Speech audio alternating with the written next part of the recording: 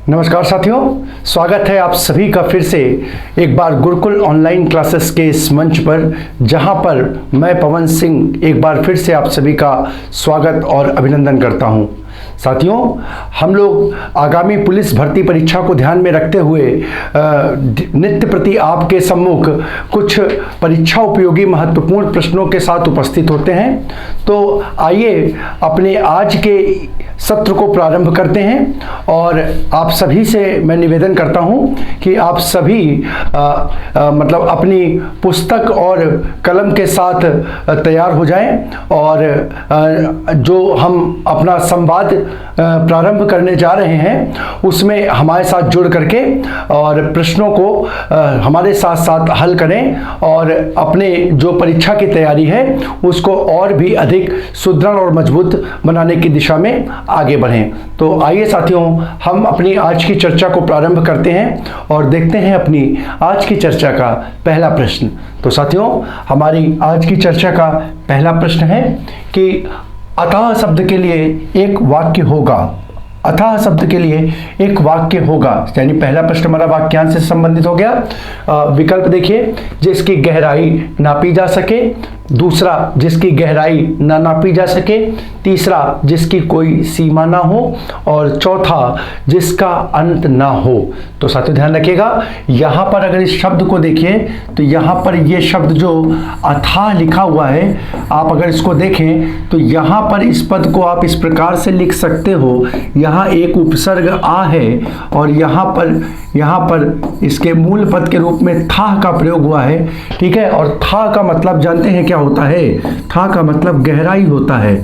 था का मतलब गहराई होता है। और अगर किसी पद में उपसर्ग के रूप में आ का प्रयोग हो तो साथियों आप सभी जानते हैं, मैं बहुत बार इसकी चर्चा कर चुका हूं कि उसका अर्थ नहीं होता है, यानी ये होगा जिसकी गहराई नहीं। अब देखिए शब्द ही दे रहा है गहराई नहीं, इसका मतलब क्या हुआ? गहराई नहीं नापी जा सकती है, वो पद इसके आंसर में होगा। तो आंसर इसका हो जाएगा विकल्प बी, आंसर सेकेंड, जिसकी गहराई ना नापी जा सके। अगर आप बात करें देखिए साथियों, जिसकी कोई सीमा ना हो, तो अगर इसके लिए पूछता है तो ध्यान रखिएगा, इसके लिए एक पद वाक्यांश के लिए हो जाएगा असीम। लिख लीजिएगा इसको, जिसकी कोई सीमा ना हो उसे हम बोलेंगे असीम। और जिसका अंत ना हो साथियों, जिसका अंत ना हो उसे बोलेंगे अनंत। उसे क्या बोलेंगे? अनंत। जिसका अंत ना हो उसे बोलेंगे अनंत। तो इस प्रकार से इस प्रश्न का उत्तर और उसके बाकी के जो विकल्प हैं उनकी यहाँ पर हमने व्याख्या को देख लिया। आइए अपना अगला प्रश्न देखते हैं। हमारा अगला प्रश्न है साथियों, शब्द युग्म का प्रश्न है। कह रहा है श्वेत और श्वेत का अर्थ बताना है। श्वेत और श्वेत का अर्थ आपने बताना है। तो विकल्प देखते हैं। विकल्प पहला है स्वच्छ और पसीना, विकल्प दूसरा है सफेद और पसीना, विकल्प तीसरा है सफेद और रक्त और विकल्प चौथा है चांदनी और सफेद। तो ध्यान रखिएगा साथियों, यहां पर अगर देखें तो आप सभी जानते हो श्वेत का मतलब क्या होता है? श्वेत का मतलब होता है साथियों सफेद। श्वेत का मतलब क्या होता है? सफेद। अब अगर देखिए तो यहां पर दो विकल्प आपके पहले ही कट गए, विकल्प डी नहीं होगा और विकल्प ए नहीं होगा, बचा आपके पास यहां पर दो में सफेद दिया हुआ है। अब दूसरा पद देखिए तो दूसरे पद में श्वेत का मतलब होता है साथियों पसीना। तो यहां पर देखिए इन दोनों में पसीना कहां पर दिया हुआ है? तो यहां पर पसीना नहीं दिया, रक्त दिया, तो ये कट जाएगा। आंसर आपका हो जाएगा ऑप्शन बी, सेकंड ऑप्शन, ठीक है, इस प्रश्न का आंसर बन जाएगा। अगले प्रश्न को देखिए। अगला प्रश्न है हमारा बहुत इंपॉर्टेंट प्रश्न साथियों, रचना की दृष्टि का हिंदी साहित्य का प्रश्न है। रचना और रचनाकार से संबंधित प्रश्न है। पूछ रहा है कलम का सिपाही रचना की विधा क्या है। साथियों देखिए थोड़ा सा इंपॉर्टेंट क्वेश्चन कर दिया। उसने ये नहीं पूछा कि ये किसकी रचना है, बल्कि उसने ये पूछ लिया कि ये जो रचना लिखी गई है इसकी विधा क्या है। विधा का मतलब ये किस टाइप की रचना है, ठीक है, किस टाइप की रचना है। तो अगर यहाँ पर देखें तो इसके विकल्प दिए हुए हैं, पहला नाटक, दूसरा निबंध, तीसरा जीवनी और चौथा कहानी।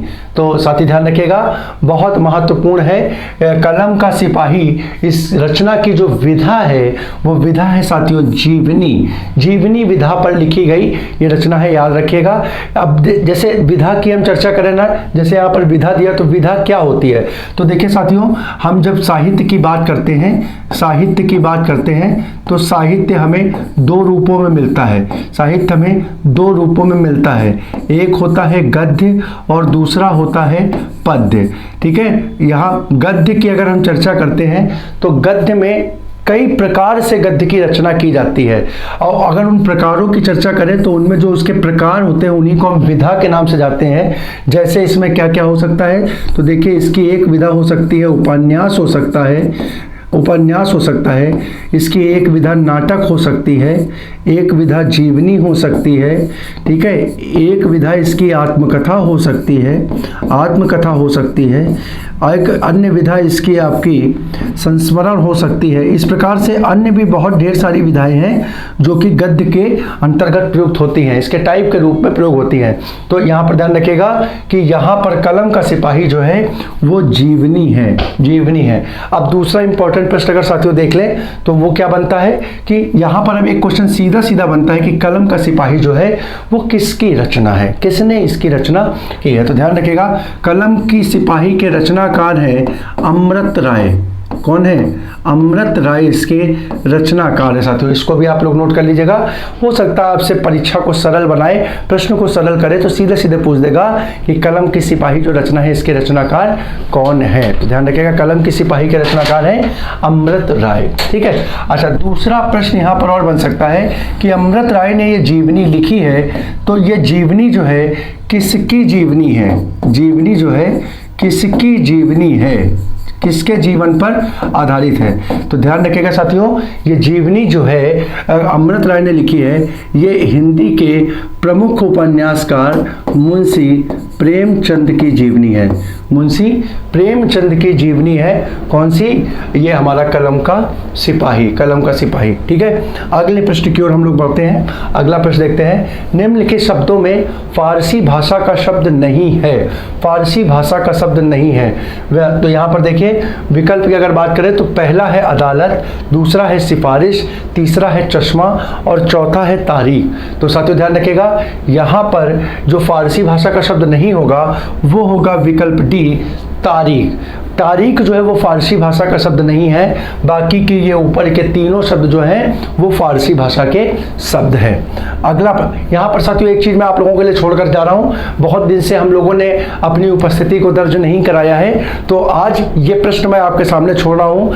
अपने विकल्प में आप लोग ये लिख करके बताएंगे, खोज करके बताएंगे, जिनको जो पता है, जो पढ़ रहे हैं, हमारे साथ जुड़े हुए हैं, अगर तारीख शब्द ये फारसी भाषा का नहीं है, ठीक है, तो ये किस भाषा का शब्द है? किस भाषा का शब्द है? अपने कमेंट बॉक्स में इसका उत्तर लिख करके आप सभी लोग बताएंगे, और अगली क्लास में, ठीक है, या आप लोगों के कमेंट के बाद कमेंट के माध्यम से मैं आपको उत्तर प्रदान कर दूंगा कि ये किस भाषा का शब्द है। ठीक है, तो ध्यान रखिएगा, आपको अपनी उपस्थिति दर्ज करानी है। इस प्रश्न के माध्यम से आपने बताना है कि यहाँ पर तारीख जो है वो किस भाषा का शब्द है। अगला शब्द है, कौन सा विलोम युग्म त्रुटिपूर्ण है? आपके सामने यहाँ पर विलोम युग्म दे रखे हैं, 4 विलोम युग्म है, आपको वो बताना है कि जो युग्म क्या हो, गलत हो। तो विकल्प पहला है आमिष का शामिश, दूसरा आधार का आधे, तीसरा विनत का उद्दत और चौथा विपत्ति का संपत्ति। तो ध्यान रखिएगा साथियों, अगर हम यहाँ पर त्रुटिपूर्ण युग्म की बात करें तो त्रुटिपूर्ण युग्म होगा हमारा विकल्प ए, आमिष का शामिश। ठीक है, देखिए आमिष जो होता है इसका विलोम जो होगा साथियों वो शामिश ना हो करके वो होगा निरामिष। क्या होगा भाई? निरामिष होगा। ठीक है, निरामिष। अब इस पद को आप देख सकते हो ना, तो इस पद को देखो, आप तोड़ोगे तो इस पद को तोड़ोगे तो क्या बनता है? निधन आमिष, निधन आमिष। ठीक है, पक्का? है ना, पक्का। तो यहाँ पर देखिए ये क्या बन गया, ये बन गया शब्द निरामिष, और नी उपसर्ग जो होता है वो किसके, नहीं के लिए प्रयोग होता है। तो निरामिष का मतलब क्या हो, जो आमिष नहीं है, जो आमिष नहीं है वो क्या हो जाएगा, निरामिष हो जाएगा। ठीक है, बाकी आधार का आधे ये सही है भैया, विनत का उद्धत ये भी ठीक है, और विपत्ति का संपत्ति ये भी आपका उचित विकल्प है। ठीक है, अगला प्रश्न देखते हैं हम लोग। अगला प्रश्न हमारा, ग्राह्य का विलोम क्या होगा, या ग्राह्य का विलोम है। तो विकल्प देखिए, विकल्प पहला है ग्रहण, दूसरा है त्याज्य, तीसरा है त्याग, और चौथा है ग्रहित। तो ध्यान रखिएगा, ग्राह्य का विलोम पद, ग्राह्य का विलोम पद जो होगा वो त्याज्य होगा, त्याज्य होगा। कई हमारे साथी इसमें कह सकते हैं कि सर जी यहाँ ग्रहण क्यों नहीं लगाया। तो साथियों देखिए, विलोम शब्द की एक प्रकृति होती है कि जब भी हम विलोम लगाते हैं तो कभी किसी भी शब्द का विलोम शब्द अगर हमें लगाना होता है तो जो शब्द हमारा दिया हुआ है उसका विपरीत अर्थ के लिए उसी के संगत पद का हम चयन करते हैं, उसी के संगत पद का चयन करते हैं। यहाँ पर ग्रहण का आप लोग विलोम लिख लीजिए साथियों, ग्रहण का विलोम अर्पण होगा, अर्पण होगा। देखिए, और दूसरी बड़ी चीज, इन दोनों का अर्थ लगभग समान ही होगा, ग्रहण और ग्राह्य। ग्राह्य का मतलब क्या हुआ, ग्राह्य का मतलब हुआ एक प्रकार से स्वीकारना, और ग्रहण का मतलब भी क्या हुआ, स्वीकारना, है ना, इसका मतलब भी क्या हुआ, स्वीकारना हुआ। तो इसका विलोम तो ये बन ही नहीं सकता। इसी प्रकार से ग्राह्य का ये त्याग नहीं होगा। ठीक है, त्याग नहीं होगा, है ना। त्याग का अगर आप देखोगे तो त्याग का क्या बनेगा, त्याग का जो बनेगा वो साथियों एक प्रकार से त्याग का बन सकता है, ग्रहण भी बन सकता है, ग्रहण भी बन सकता है। ठीक है, ग्रहण करना मतलब स्वीकार करना, और त्यागना मतलब उसको त्याज देना, दूर कर देना। ठीक है, तो इस प्रकार से यहाँ पर त्याग का ग्रहण, ग्रहण का अर्पण, और ग्राह्य का क्या बनेगा, ग्राह्य का त्याज्य बन जाएगा। ठीक है, ग्राह्य का त्याज्य बन जाएगा। अगला क्वेश्चन की ओर अगर बढ़ें तो यहाँ क्वेश्चन है, जैसा करोगे वैसा भरोगे में कौन सा सर्वनाम है, कौन सा सर्वनाम है। आपसे सर्वनाम की चर्चा यहाँ पर पूछ रहा है, कौन सा सर्वनाम है। पहला ए पुरुषवाचक, दूसरा बी प्रश्नवाचक, तीसरा सी संबंधवाचक, और चौथा डी निजवाचक। तो ध्यान रखिएगा साथियों, यहाँ पर देखिए, यहाँ पर एक पद है जैसा और दूसरा पद है वैसा। ठीक है, एक पद क्या है, जैसा, और दूसरा पद क्या है, वैसा। ठीक है, एक पद है जैसा, दूसरा पद है वैसा। और हमने साथियों आपको बता रखा है कि एक पॉइंट के माध्यम में बता रखा है कि जहाँ पर क्या हो, लोकोक्तियाँ और मुहावरे प्राय हों, लोकोक्तियाँ और मुहावरे प्राय हों, और वहाँ पर अगर कोई शब्द प्रयोग होता है तो वो शब्द आपका प्राय किस रूप में होता है, वो शब्द आपका संबंधवाचक के रूप में होता है।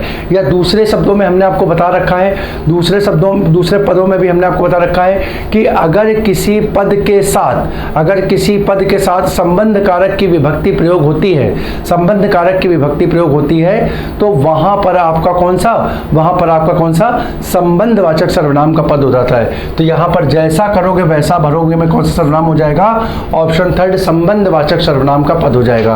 क्योंकि यहाँ पर देखिए, संबंधवाचक सर्वनाम के रूप में आप क्या, का, की, के, ठीक है, रा, री, रे, और ना, नी, ने, इन पदों का प्रयोग करते हो। ठीक है, इन पदों का प्रयोग करते हो।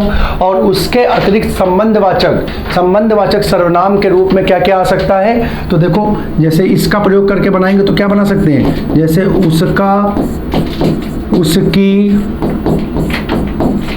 उसके, मेरा, मेरी,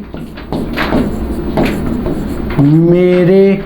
इसी प्रकार से जैसा, वैसा, जो, वो, सो, ये सारे शब्द जो है, ये सारे शब्द किसके होंगे, संबंधवाचक सर्वनाम के होंगे। किसके होंगे, संबंधवाचक सर्वनाम के होंगे। ठीक है, तो इसको आप नोट कर लीजिएगा, ये पद जो होंगे आपके संबंधवाचक सर्वनाम के रूप में प्रयुक्त होंगे। ठीक है, अगला प्रश्न देखिए। अगला प्रश्न, निम्नलिखित में से कौन सा शब्द विदेशी स्रोत का है, कौन सा शब्द विदेशी स्रोत का है। तो विकल्प ए रोशनदान, बी आलस, सी जो है उलूक और चौथा जो है वो आज। तो यहाँ पर बहुत आसानी से दिख रहा है साथियों। आप लोग अगर मतलब नहीं भी इस प्रश्न का आंसर जानते हो तो पढ़ कर ही लगा सकते हो कि आलस, उलूक यानी उल्लू और आज ये जो है वो हमारे हिंदी भाषा के शब्द हो जाएंगे। तो यहाँ पर विदेशी भाषा का शब्द जो होगा वो हो जाएगा रोशनदान। रोशनदान जो होगा वो हमारा हिंदी का नहीं बल्कि विदेशज शब्द होगा, जिसका प्रयोग किस भाषा में होता है, तो ये फारसी भाषा का शब्द है भैया। किस भाषा का शब्द है?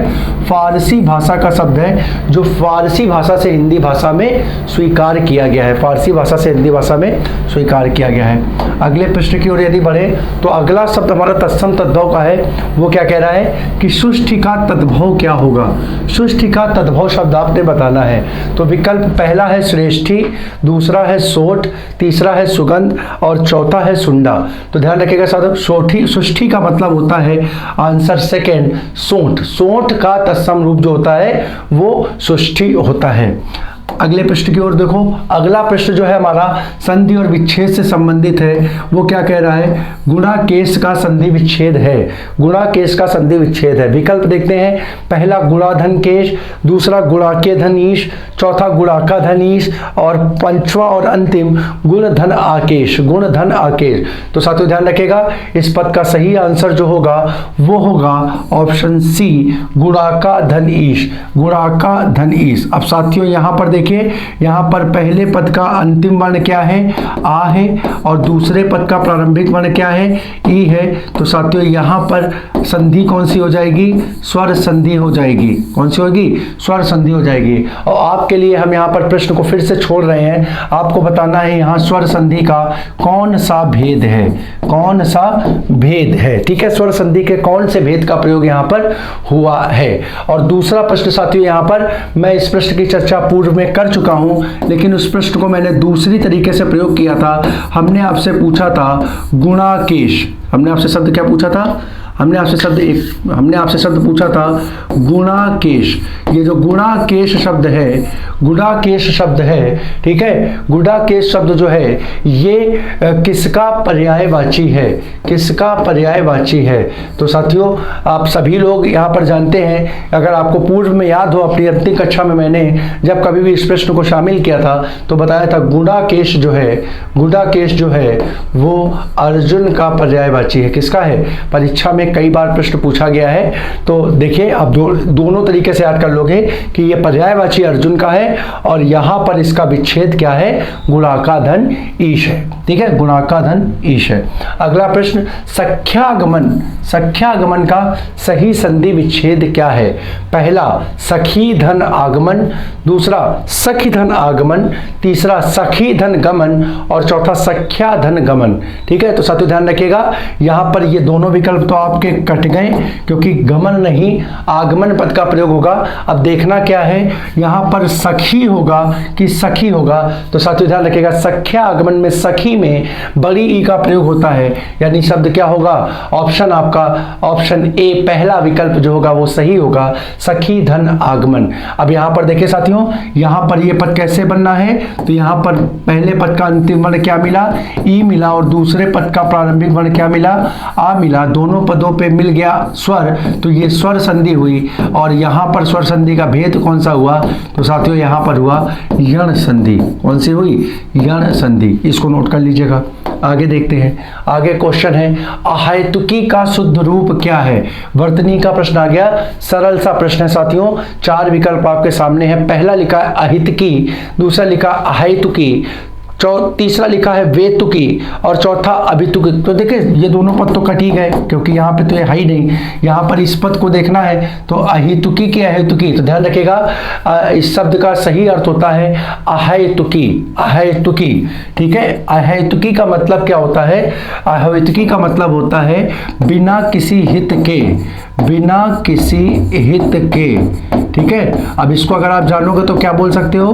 तो भैया इसको आप बोल सकते हो, इसको आप एक तरीके से बोल सकते हो निस्वार्थ भाव। क्या बोल सकते हो? निस्वार्थ भाव से जो कार्य किया जाए वो अहेतुकी कहलाता है। जैसे हम लोग कहते हैं कि जैसे ईश्वर क्या होता है? ईश्वर कभी कभी अपने भक्तों पर क्या करता है? कृपा की अहेतुकी दृष्टि डाल देता है। अब मतलब उसको कोई निस्वार्थ कोई भाव नहीं है, कोई ईश्वर का लाभ नहीं है, लेकिन अपने भक्तों पर वो क्या करता है, अपनी कृपा दृष्टि डाल देता है, उन पे क्या कर देता है, अपनी कृपा बरसा देता है। तो ये निस्वार्थ भाव या बिना किसी हित के लिए हम किस शब्द का प्रयोग करते हैं, अहेतुकी का प्रयोग करते हैं। अगले प्रश्न को देखते हैं। अगला प्रश्न हमारा, हिंदी शब्दकोश में छा का क्रम किस वर्ण के बाद आता है। बहुत बढ़िया, बहुत बेहतरीन प्रश्न है साथियों, वर्णमाला का प्रश्न है ये। वर्णमाला से उठाया गया है कि छा वर्ण का क्रम किस। देखिए बचपन से जैसे हम लोगों को पढ़ाया गया है, तो हम लोगों को क्या पढ़ाया जाता है, पहले स्वर पढ़ाए जाते थे और फिर व्यंजन पढ़ाए जाते थे। तो हम लोगों को पढ़ाया जाता था, जैसे हम लोगों ने बोला का खा गा घा अंगा, चाछा जाझा इया, टाठा डाडा अड़ा, ताथा दाधा ना, पापा बाबा माँ। उसके बाद हम लोग क्या बोलते थे, या रा ला वा, शा शा शा, छत्रज्ञ छत्रज्ञ, ठीक है, ये बोलते थे कि नहीं, छत्रज्ञ, ठीक है, इसको हम लोग बोलते थे। अब अगर उसके अनुसार चलोगे तो देखो क्या करते हो तुम लोग बोलते हो शा शा शाह और उसके बाद छ बोलते हो। तो यहाँ पर तो तुम अगर आंसर लगाओगे तो क्या लगाओगे, यहाँ पर हा के बाद होना चाहिए, लेकिन यहाँ पर तो विकल्प में दिख ही नहीं रहा है, इसका मतलब कुछ ना कुछ गड़बड़ है। देखिए ये प्रश्न और बढ़िया जब बन जाता ना, यहाँ पर साथियों अगर इसको हम ये छा हटा दें, थोड़ा सा एक बढ़िया करते हैं, अगर हम यहाँ पे हा कर दें, ज़रा थोड़ा सा संशोधन कर दिया हमने। अब देखिए आधे से ज़्यादा लोग हमारे जो बचपन में पढ़े वो यही पढ़े सा सा सह छत्रज्ञ। तो यहाँ पर पूछा गया किसके बाद आता है, तो बिना किसी डाउट के, है ना मेरे भाई, आधे से ज़्यादा बच्चे जो है वो हा लगा देते, लेकिन ध्यान रखिएगा ये हा के बाद नहीं आता है। यहाँ पर देखिए छा जो होता है वो भैया क्या होता है, छा जो होता है वो संयुक्त वर्ण होता है या संयुक्त व्यंजन होता है। और संयुक्त व्यंजन की अगर बात करें तो वो किसके मेल से बनता है, तो ये का और शा के मेल से बनता है, का और शा के मेल से बनता है। यहाँ पर देखिए इसका निर्माण किससे हुआ है, का से हुआ है। तो यानी ये पद जो है छा वो का के बाद और खा के पहले आएगा, का के बाद और खा के पहले आएगा। अब अगर यहां से देखो तो पूछ रहा है छा क्रम किस वर्ण के बाद आता है, तो ये किसके, का के बाद आ रहा है। किसके बाद आ रहा है, का के बाद आ रहा है। तो इस प्रश्न का आंसर क्या हो जाएगा, ऑप्शन फर्स्ट हो जाएगा, विकल्प का हो जाएगा, ठीक है इसका आंसर। अगले प्रश्न पे अगर हम बढ़े, अपने अगले प्रश्न को देखें तो क्या कह रहा है, वह हमेशा गलत सलाह देता रहता है। वाक्य के रेखांकित अंश के लिए उपयुक्त मुहावरा कौन सा होगा। रेखांकित अंश है गलत सलाह देता, गलत सलाह देता। अब अगर इसकी चर्चा करें तो देखिए इसका पहला विकल्प है पट्टी पढ़ाना, दूसरा विकल्प है नाक चढ़ाना, तीसरा विकल्प है कान भरना और चौथा विकल्प है पत्ता काटना। तो साथियों देखिए इसका सही आंसर क्या होगा, इसका सही आंसर गलत सलाह देने के लिए प्रयोग होगा किसी को पट्टी पढ़ाना, ठीक है। हम कहते हैं कि उसको हमने पट्टी पढ़ा दी, पट्टी पढ़ाने का मतलब क्या, उसको गलत सलाह दे दी, तो इसके लिए उचित पद हो जाएगा पट्टी पढ़ाना, इसका आंसर हो जाएगा। अगले प्रश्न की ओर यदि बढ़े और देखिए हमारा अगला प्रश्न क्या है, तो साथियों यहाँ क्या लिखा है, यहाँ लिखा है पढ़े फारसी बेचे तेल, यह देखो कुदरत का खेल। पढ़े फारसी बेचे तेल, यह देखो कुदरत का खेल। लोकोक्ति का सही अर्थ क्या है, लोकोक्ति का सही अर्थ क्या है। पहला है शिक्षित होकर बेकार रहना, दूसरा है योग्यता होते हुए भी व्यवस्था के कारण निम्न स्तर का कार्य करना, तीसरा है विद्या का अपमान करना और चौथा है फारसी पढ़े लोगों का प्रायः तेल बेचना पड़ता है। तो ये देखिए ये ऐसा जरूर थोड़ी है तेल वो बेचे जो फारसी पढ़े, अरे ऐसा जरूर थोड़ी, तेल बेचने के लिए फारसी पढ़ने की कोई आवश्यकता तो है नहीं, ठीक है। तो यहाँ पर देखिए ये जो है आपका ये तो 100% हटा ही दो, कोई मतलब ही नहीं है। अब अगर थोड़ा सा देखो उसके भाव को समझने का मतलब करो तो देखो क्या कह रहा है, पढ़े फारसी बेचे तेल। पढ़े फारसी का मतलब देखिए पहली चीज तो यहाँ पे पढ़ना आ गया, और अगर पढ़ना हो गया तो वो शिक्षित वर्ग को रिप्रेजेंट कर दिया, शिक्षित को रिप्रेजेंट किया और शिक्षित का रिप्रेजेंट किया, तो इसका मतलब आपके अंदर कोई ना कोई योग्यता हो गई, योग्यता हो गई तभी तो आप पढ़ेंगे लिखेंगे, है ना। नहीं तो क्या हो, व्यक्ति के अंदर योग्यता नहीं हो तो वो पढ़ लिखते कहाँ पढ़ाई नहीं कर पाता है, ठीक है ना। पढ़ने के और भी बहुत से कारण होते हैं, लेकिन अगर प्रमुख कारण की बात करें तो अयोग्य होना भी माना जाता है, ठीक है। तो पढ़ने का मतलब योग्यता से हो गया। और दूसरा बेचे तेल, अब देखिए तेल बेचने को जो ऐसा है, तेल बेचना खराब नहीं होता, लेकिन समाज में ऐसा बोला जाता है कि पढ़ने के बाद व्यक्ति को कोई सम्मान का कार्य करना चाहिए। अब ये क्या है, ये व्यापार का जो काम है, व्यापार का काम प्रायः पढ़े लिखे लोगों के लिए नहीं होता है, पढ़े लिखे लोगों के लिए नौकरी होती है, ठीक है, नौकरी होती, नौकरी करें। व्यापार का काम उनके लिए होता है जो किसी कारणवश पढ़ लिख नहीं पाते। अब यहाँ पर क्या किया गया, उसने कहा कि आपने पढ़ाई लिखाई की, आप में योग्यता थी, योग्यता के अनुसार आप पढ़े लिखे, लेकिन उसके बावजूद भी आपने हमें अपनी फील्ड को, अपने क्षेत्र को छोड़ करके किसी दूसरे क्षेत्र में जा करके दूसरे क्षेत्र को कार्य को किया, और वो भी ऐसा कार्य किया जो कि आपके योग्यता के अनुरूप नहीं था।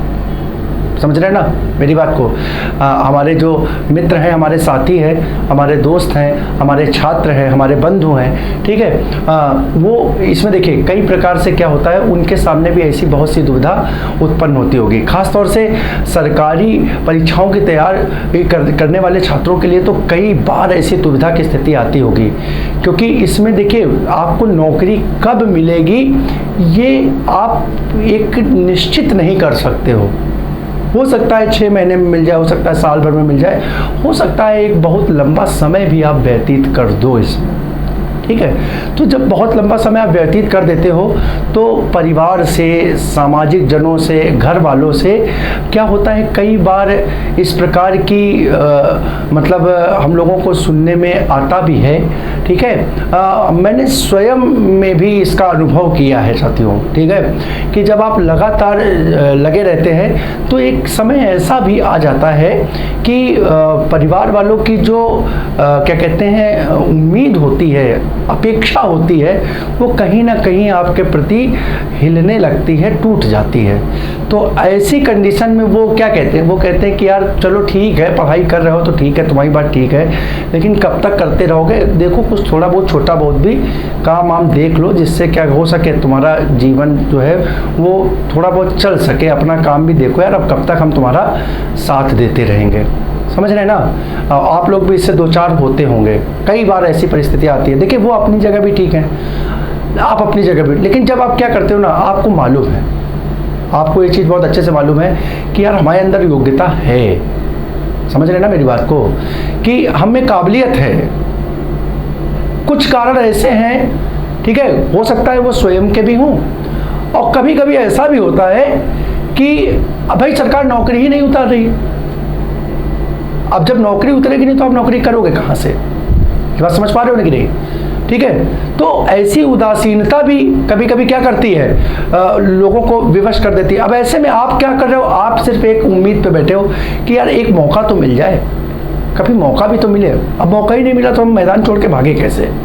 ठीक है, तो आप एक उस मौके की तलाश में लगे रहते हो, लेकिन समाज इस चीज़ को नहीं समझता, परिवार वाले नहीं समझते। तो यहाँ पर वो क्या कहते हैं, यार थोड़ा अपना देखो, अपना कुछ और भी कर लो। तो क्या होता है ऐसी परिस्थिति में, बहुत योग्य व्यक्ति, बहुत से योग्य व्यक्ति, आप जैसे साथियों इलाहाबाद जाइए, सिविल की तैयारी करने वाले लोग मतलब पूरा का पूरा जीवन खपा देते हैं, 35-35, 40-40 साल की उम्र हो जाती है, पूरा जीवन लग जाता है। ऐसा नहीं कि उनमें योग्यता नहीं है, इंटरव्यू तक दे करके आ रहे हैं लेकिन अंतिम चयन नहीं पा पा रहे।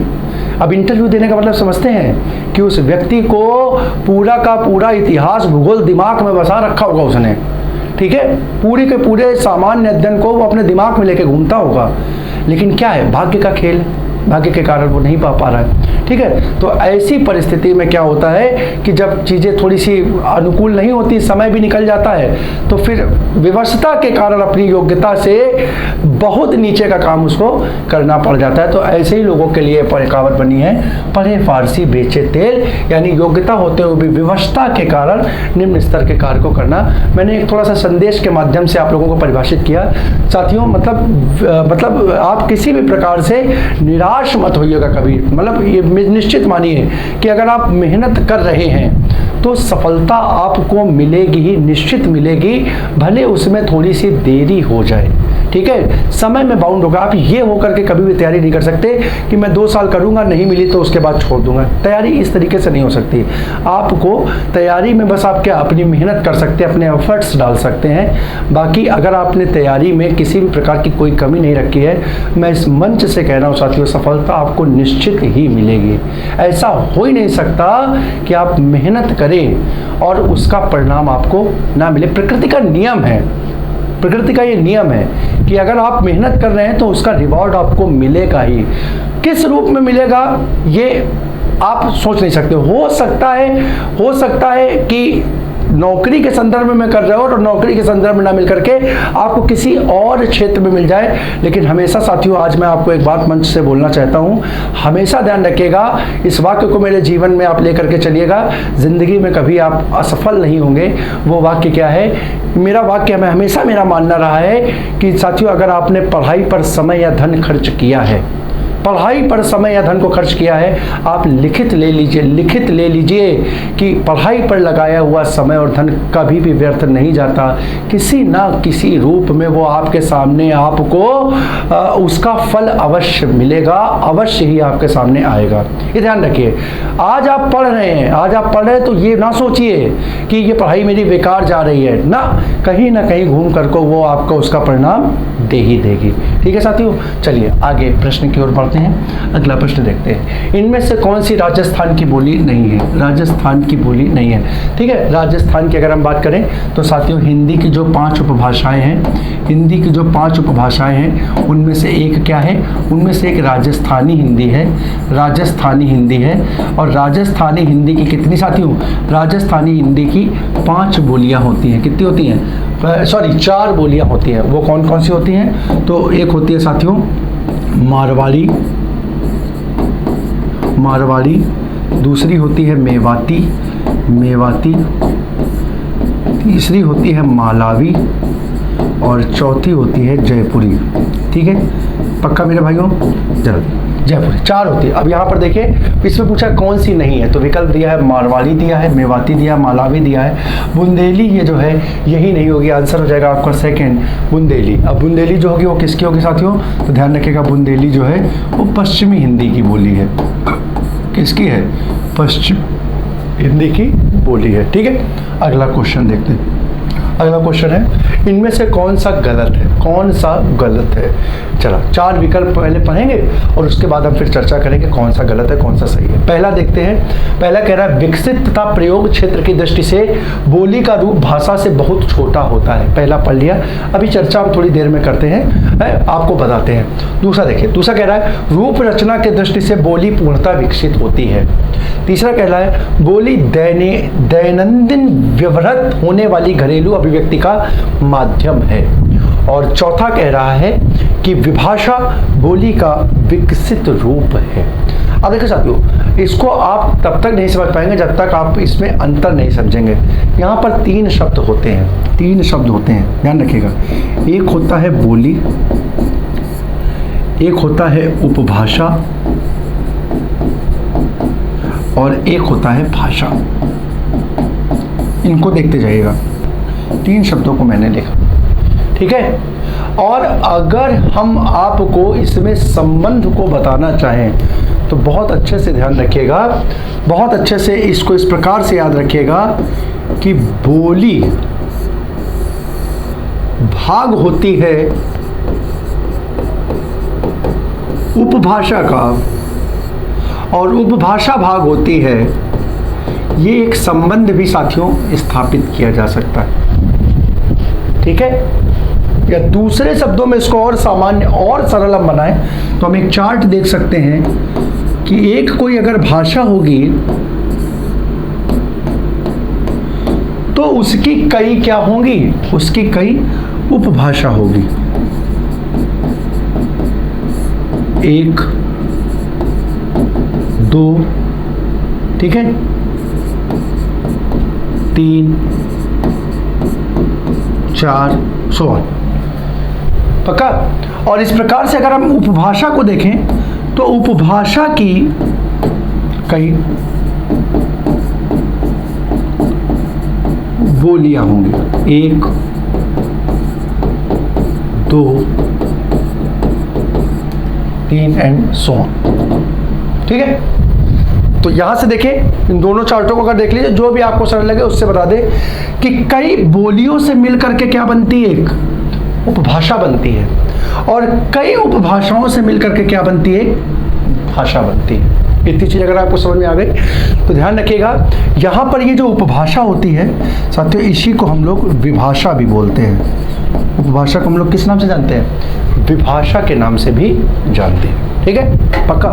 चल अच्छा, अब यहाँ पर देखिए, तो यहाँ पर देखिए, यहाँ पर हमने बताया कि उपभाषा को विभाषा के नाम से भी जानते हैं। और सबसे छोटा स्वरूप जो दिख रहा है, देखिए सबसे छोटा स्वरूप वो क्या दिख रहा है आपको? एक बोली हो गई। कई बोलियों को मिलाते तो क्या बनती है? उपभाषा बनती है। और कई उपभाषाओं को मिलाते हैं तो क्या बनती है? भाषा बनती है। यानी सबसे विस्तृत और सबसे शुद्ध स्वरूप जो प्राप्त होता है वो किसका होता है? भाषा को होता है। अब अगर हम आपसे पूछें कि अगर ये सबसे शुद्ध है, तो अगर भाषा, उपभाषा और बोली में पढ़ें तो इन तीनों में तुलनात्मक, अगर देखा जाए, तुलनात्मक रूप से चर्चा की जाए तो सबसे अशुद्ध, मतलब या अशुद्ध ना कहें, दूसरे शब्द में कह दें तो सबसे कम शुद्ध, इस प्रकार से थोड़ा ज़्यादा अच्छा है। ठीक है, सबसे कम शुद्ध कौन सी होती है? तो साथियों वो बोली हो जाएगी। क्या हो जाएगी? बोली हो जाएगी।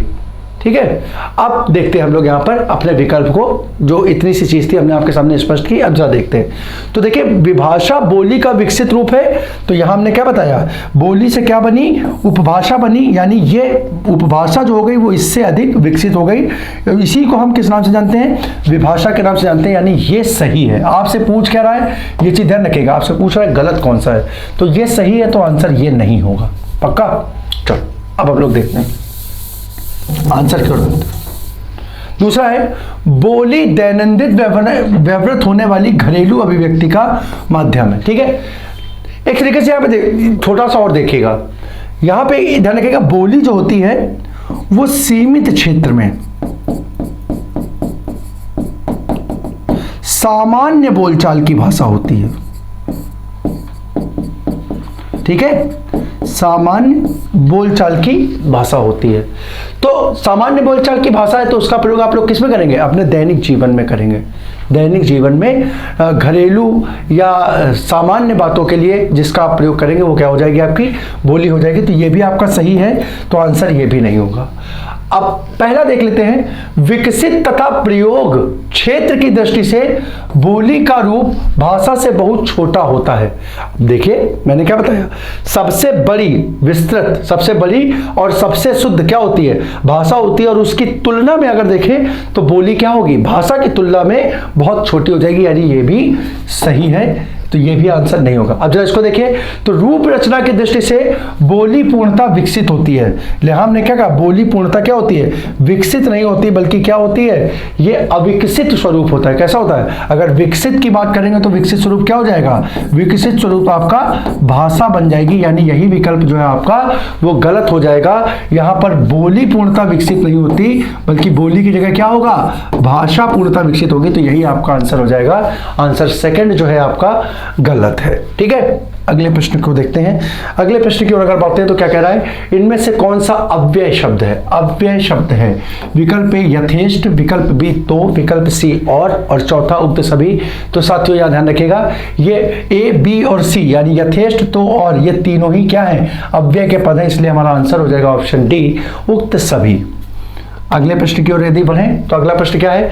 कदाचित संध्या को पानी बरसे, वाक्य का काल आपने पहचानना है। वाक्य का काल आपने पहचानना है। तो यहां पर साथियों देखिए, ये कदाचित शब्द जो है वो क्या है? संभावना सूचक शब्द है। क्या है? संभावना सूचक शब्द है। अब जरा संभावना सूचक शब्द है तो वहां पर क्या होगी? संभावना होगी। और संभावना दो ही वाक्यों में होती है। किसमें होती है? या तो होता है संभाव्य का वर्तमान, या तो होगा संभाव्य का वर्तमान, या होगा संभाव्य का भविष्य। अब इनमें से किसमें होगा? संभाव्य का भविष्य। ठीक है, संभावना के दो वाक्य होते हैं, तो संभावना का वर्तमान या संभावना का भविष्य। विकल्प देखते हैं तो यहाँ पर एक दिया सामान्य भविष्यकाल, एक संभाव्य भविष्यकाल, एक वर्तमान काल और दूसरा भूतकाल। तो अगर संभावना को देखो तो यहाँ पे एक ही पद दिया हो साथ ही, दूसरा दिया ही नहीं हुआ है। तो पहले तो आपका आंसर एकदम यही हो गया, संभाव्य भविष्य। अब मजा जानते हो कब आता? मजा जब आता जब यहाँ पर दिया होता वर्तमान काल के साथ संभाव्य। अब आपको बेहतरीन चीज मिलती। दो विकल्प अगर इस प्रकार के होते तब आपको दिक्कत होती कि सर जी संभावना दोनों में होती, लगाएं कौन सा? तो ध्यान रखिएगा, कभी भी संभावना सूचक शब्द का प्रयोग हो, संभावना सूचक शब्द, संभावना सूचक शब्द का प्रयोग हो तो ऐसी संभावना सूचक शब्द के प्रयोग वाले वाक्यों में हमेशा आप संभाव्य भविष्यकाल लगा दीजिए। संभाव्य भविष्यकाल लगा दीजिए, वही आपका आंसर हो जाएगा। पक्का, कोई दिक्कत तो नहीं? ठीक है, तो आपका आंसर हो जाएगा विकल्प 2, आंसर सेकेंड। अगला क्वेश्चन है, लिंग संबंधी अनुपयुक्त विकल्प। अनुपयुक्त विकल्प निम्नलिखित में से कौन सा है? अनुपयुक्त की बात करें तो कौन सा गलत पूछ रहा है आपसे। तो पहला है कर्ता का कर्त्री, करती करती। दूसरा है सम्राट का साम्राज्ञी, तीसरा है विद्वान का विदुषी, और चौथा है भगवान का भगवती। तो देखिए कई साथियों को मेरे यहाँ 2 तो क्लियर हो जाएगा। ठीक है, कुछ लोगों को डाउट होगा तो बस इसी में होगा कि सर ये भगवान का भगवती होता है कि नहीं होता। तो ध्यान रखिएगा, भगवान का भगवती होता है। ये पद भी आपका कट गया, यानी ये तीनों सही है। ये तीनों क्या है? सही है। तो बचा क्या? बचा विकल्प ए, कर्ता का करती नहीं होगा साथियों, इसको लिख लीजिए। इसकी शुद्ध वर्तनी होती है कर्त्री, ये होता है सही शब्द। कर्ता का स्त्रीलिंग पद क्या होता है? करती ना होकर के कर्त्री होता है, कर्त्री होता है। पक्का, कोई दिक्कत तो नहीं? तो इस प्रश्न का आंसर हो गया विकल्प ए। अगले प्रश्न को देखें, हमारा समाज उन्नति के पथ में है। उन्नति के पथ में वाक्य में किस प्रकार की अशुद्धि है? विकल्प ए संज्ञा, बी लिंग, सी कारक, डी वचन। तो साथियों ध्यान रखिए, वाक्य को ठीक से पढ़िए तो आपको दिखाई देगा। हम धीरे धीरे पढ़ रहे हैं। हमारा समाज उन्नति के पथ, क्या बोलना क्या होगा? पथ में है, पथ में है नहीं, हम लोग बोलते क्या है? पथ पर है।